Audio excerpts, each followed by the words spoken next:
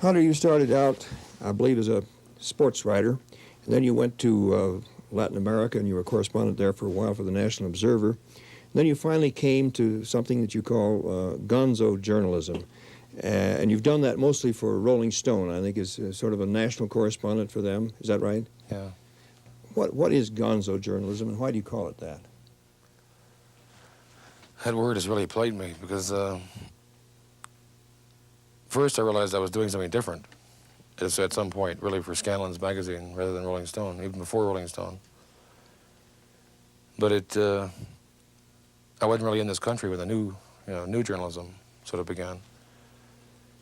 And I wasn't sure I was doing that. But I was sure I wasn't doing, what we call straight journalism. Right.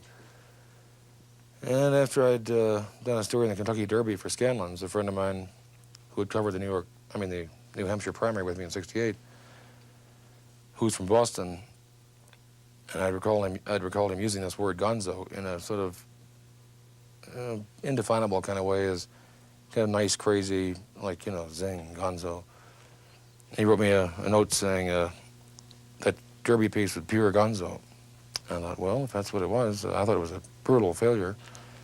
I'd botched my assignment. I had to start ripping pages out of my notebook and feeding them into the Mojo Wire and sending them to San Francisco right to the printer out of the notebook.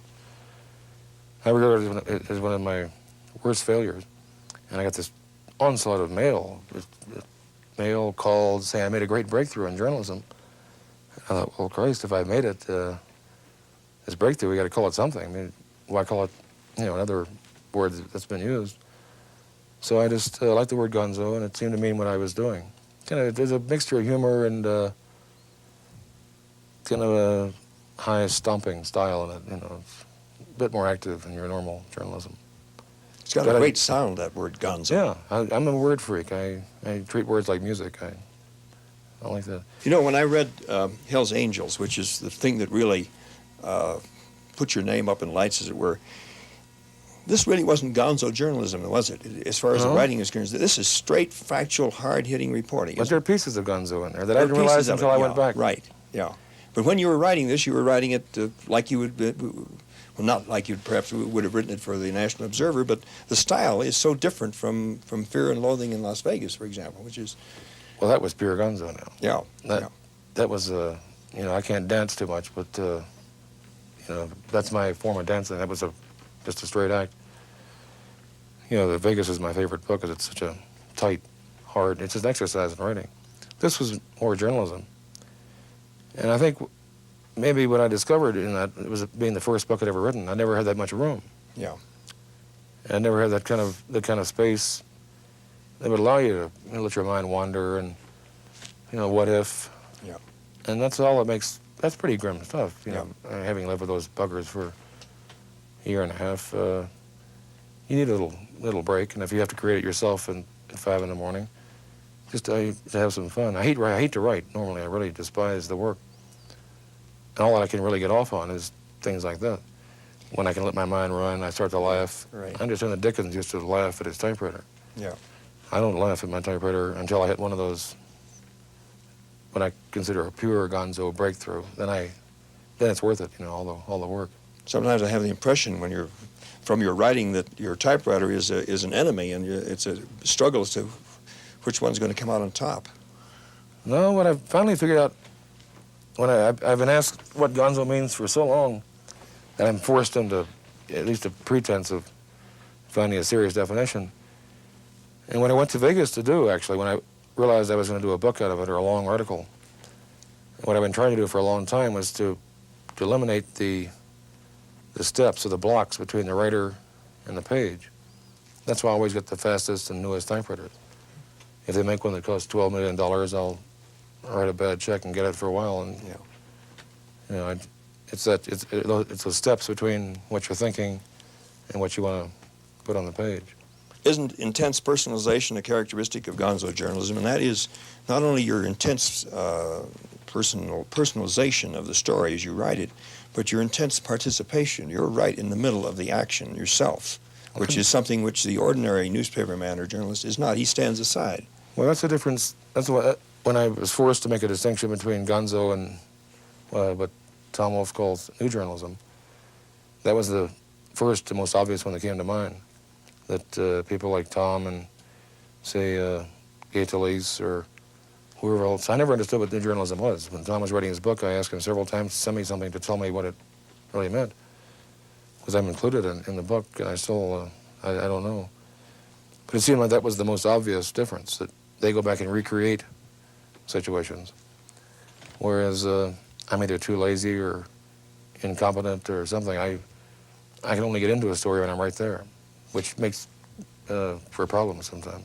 Well, I couldn't help, and I think many people probably have compared you with Tom Wolfe because you're both very strong as far as style is concerned. He has a different style from yours.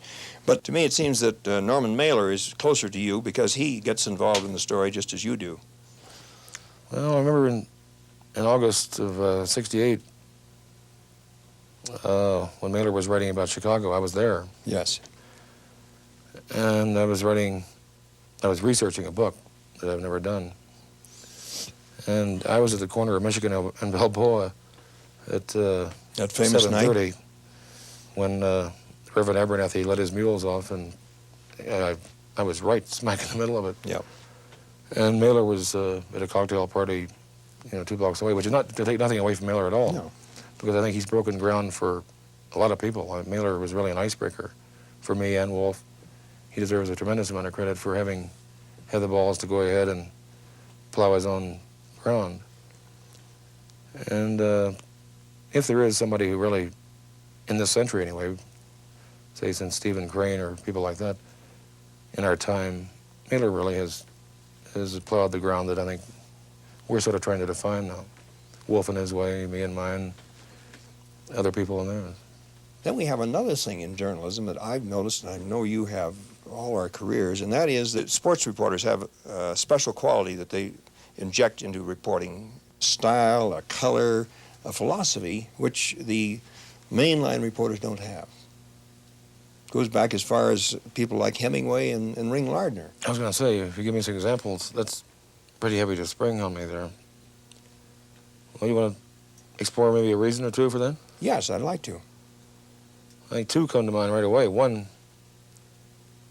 would have to do with, you have to assume you're dealing with writers rather than reporters, which Yes. I make a very, very strong distinction between, rather than journalists and novelists, say. And sports reporters are used to being lied to. They're used to, especially young ones, or they see their, the people older than they are and the sort of heavies in the field accepting it. And the best of it makes angry. And that's one reason. You come in with what's Hemingway's phrase, the most valuable tool a writer has is a foolproof bullshit detector. That's not right, but it's just about right. And sports reporters, sports writers, with the obvious exceptions, there may be 1 or 2, know they're being lied to. It's a whole horrible con job. And you either accept it or you don't. I chose not to. So that's one reason. And so you come into any other kind of politics with a background of being conned all the time, and of having gone along with it a little bit, maybe, and maybe not, or when you didn't, getting punished for it. So you come in a little angry. And the other thing is that sports writing has such a, this is where you get the distinction between writers and reporters. You get, in sports writing, the opportunity to use verbs and adjectives naturally that would never come up in political writing or even general reporting. I remember I used to edit 2 papers at the same time in Florida. And I would have a hell of a time with several football games on one weekend writing the headlines. The Eagles would squash somebody and the Penguins would rip somebody and somebody else would stomp somebody. And there's a great sense of kind of presence in sports writing. You want the feeling of the grass, the atmosphere of the crowd, the tension, the excitement. You get a tremendous leeway with the usage of words, where you have to weigh your meanings and that sort of thing in political reporting. You don't have to in sports writing. Matter of fact, the wilder you get, the better it is. That's right. Well, what about your style? What about Gonzo journalism? when it comes to these intensive investigative stories, the sort of thing that was typical of Watergate, how do you cope with that kind of thing? Or can you really cope with it in gonzo journalism? Don't you have to have somebody out there doing the digging first?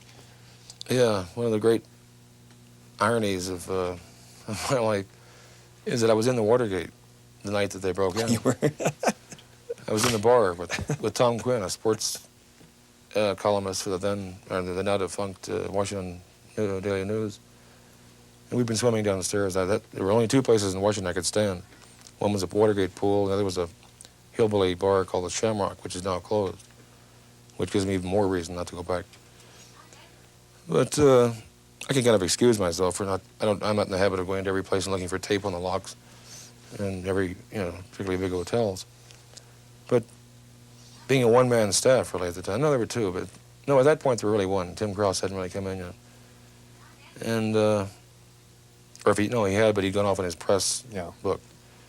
So, no, you really have to have a staff. You have to have, I remember even Carl and Bob, when they were first putting it together, they had, a veteran police reporter who had a note of some sort, who knew something. You really have to have, you can't do that kind of saturation investigative reporting. No, you might do it once if you really stumble on, if you find a thread you can pull on. I remember that... Cy Hirsch does that. Yeah, Cy does. He does it as a one-man band. I don't know how the dickens he does it. I don't either, but I think he's damn good. Somehow or other he manages to do it. But I remember you were talking with Tony. He's mean. Yeah, that's true. One of the main qualities of I think honest. Yeah. I consider myself honest, though I might be a little bit weird. I think meanness is a very critical quality. When you were covering the McGovern campaign, did you have a premonition that something was going wrong, there was something deeply wrong with the campaign? I've seen the energy go out of it. When you're driving a car very fast, you can feel it when it peaks out. No matter how heavy your foot is, you can't make it go any faster. And then it starts to, unless it's perfectly tuned, it'll start to sputter, and that's what was happening. And I was trying to find out why, because I was very concerned about it. Yeah. I've had a visceral, personal hatred for Nixon for as long as I can remember it. I was losing my perspective at that point. Yeah.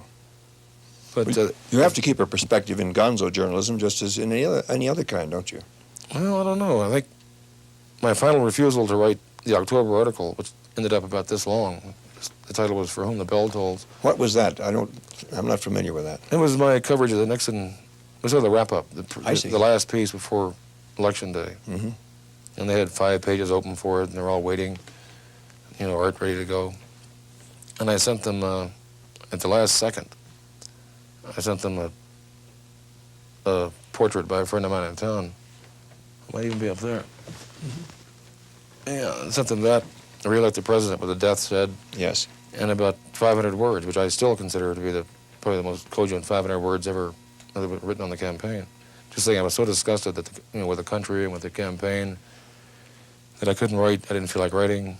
I was going to vote for the first time in a presidential election for a major candidate since 60. I wouldn't vote at all in 64. I voted for Dick Gregory in 68. And I wrote that as an epitaph, really, for the campaign. I knew it was all over.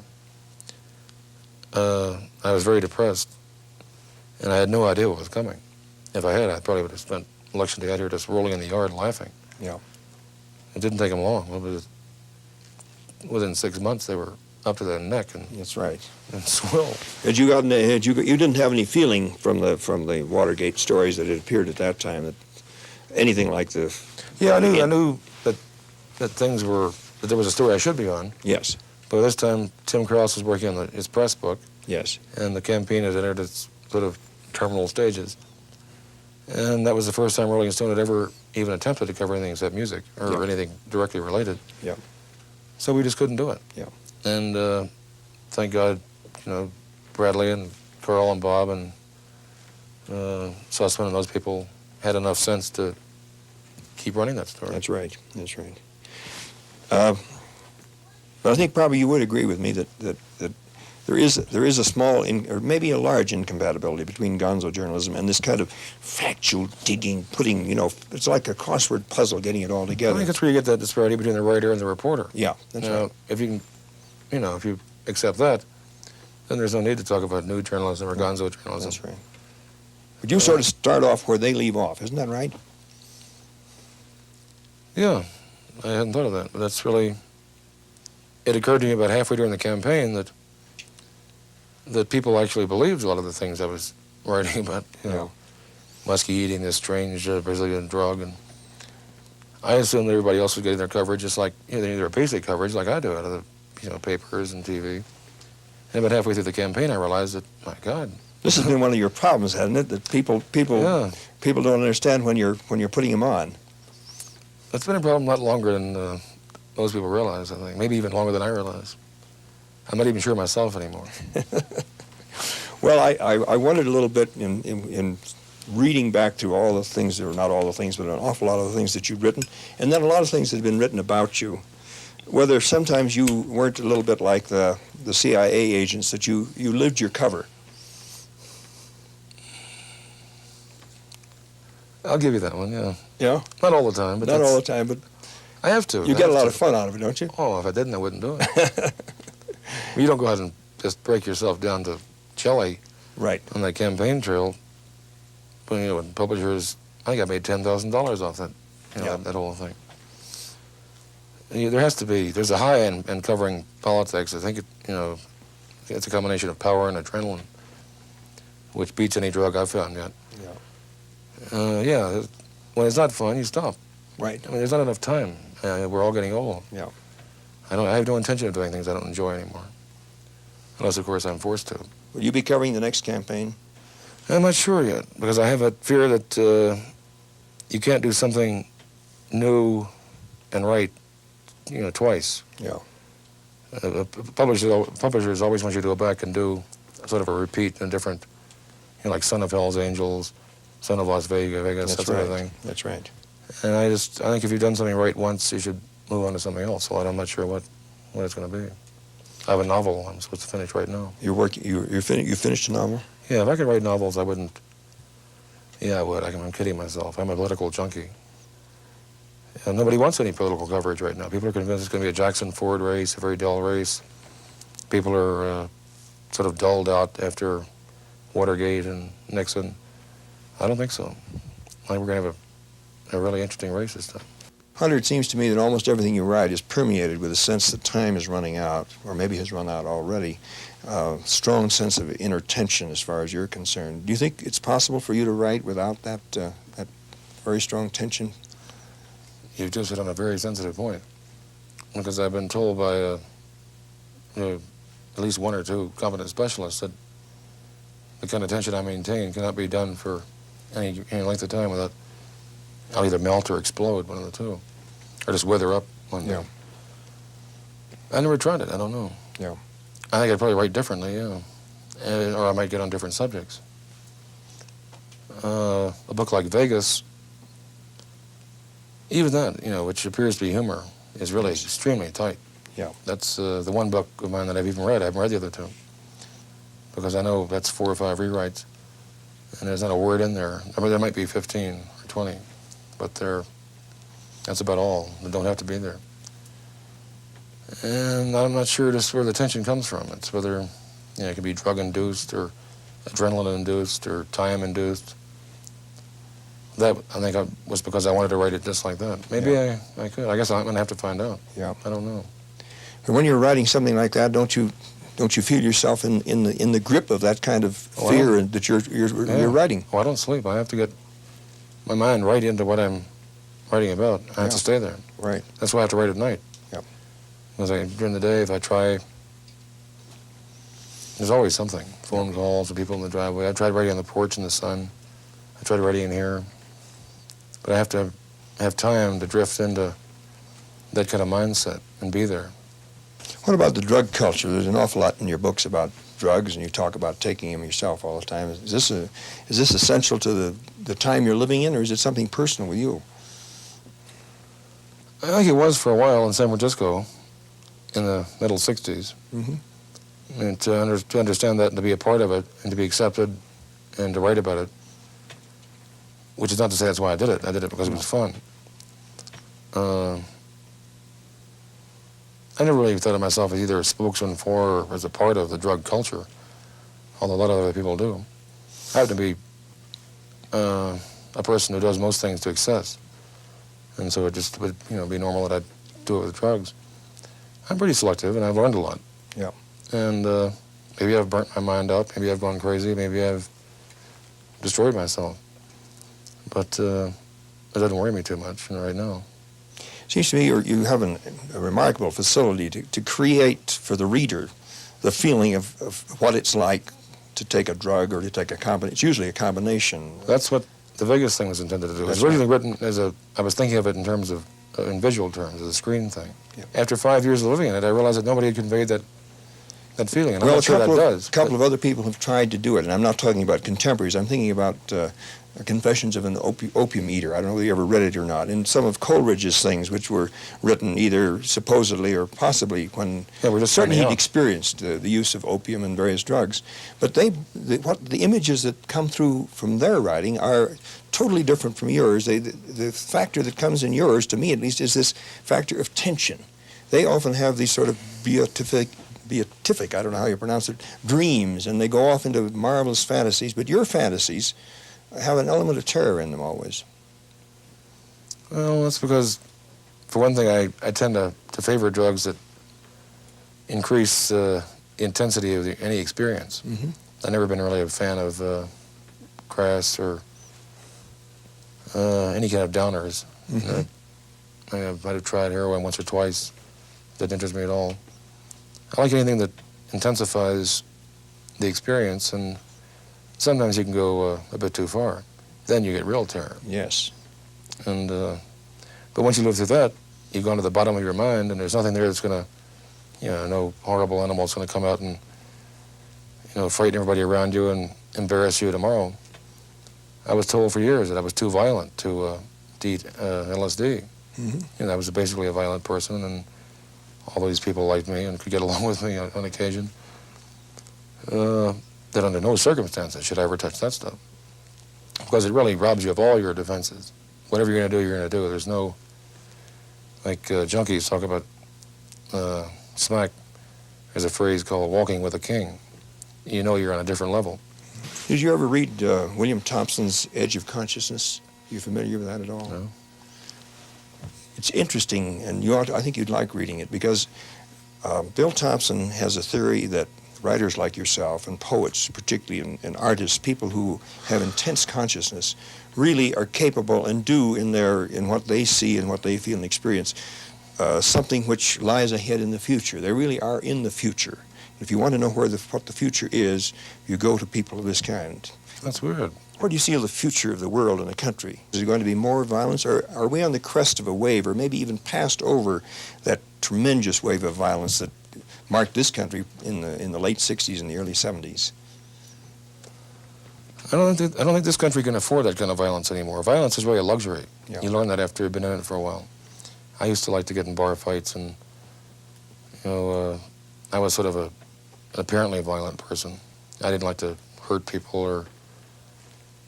Well, there's a difference, and I found out what the difference was when I first began to go around with the Hells Angels. Yes.